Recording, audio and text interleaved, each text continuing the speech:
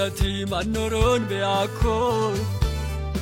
awadin weshitar kimenin slako amadi siyabo munjo kelo pako hanni kya kawane sin kukato hawandu mukure hawandu mukure hawandu mukure hawandu mukure hawandu mukure hawandu mukure neski hospidone hafa moihe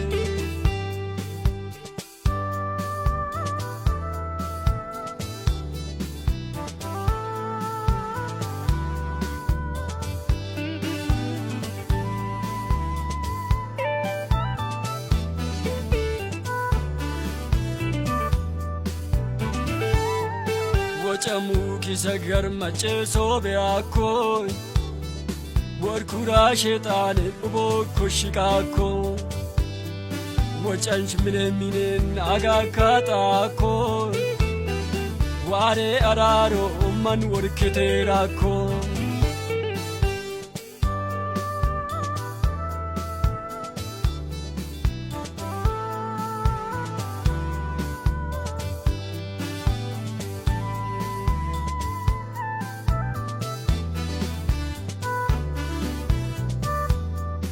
Akuratun sonnim maroko lopako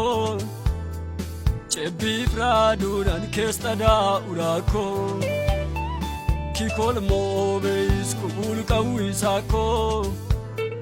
Mola chawti duwa kishiti meloko Amanat gudati manoron beako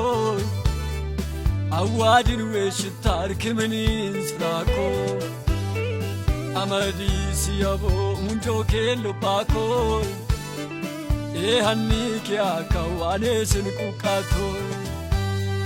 hawandu mukure hawandu mukure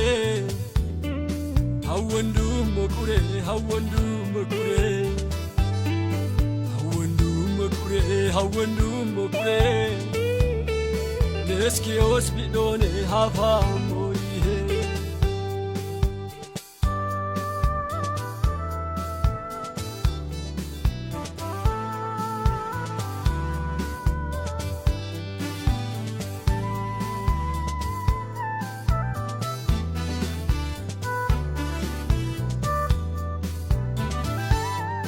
Makko belu wanne tirbite samako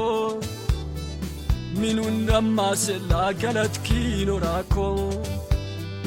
makulu ita agagila bisako maham utaware kiurat loko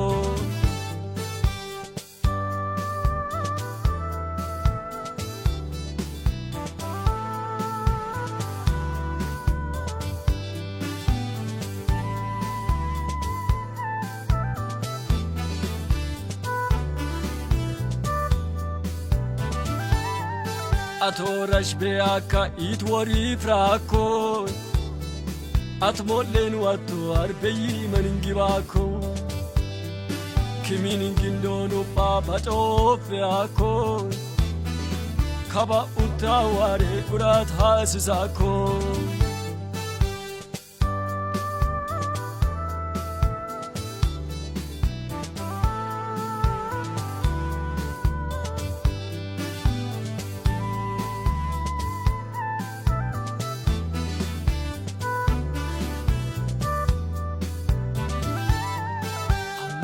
gudati manoron beako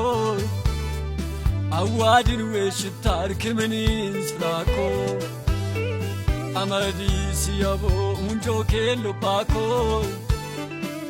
hanni kya kawane sin kukato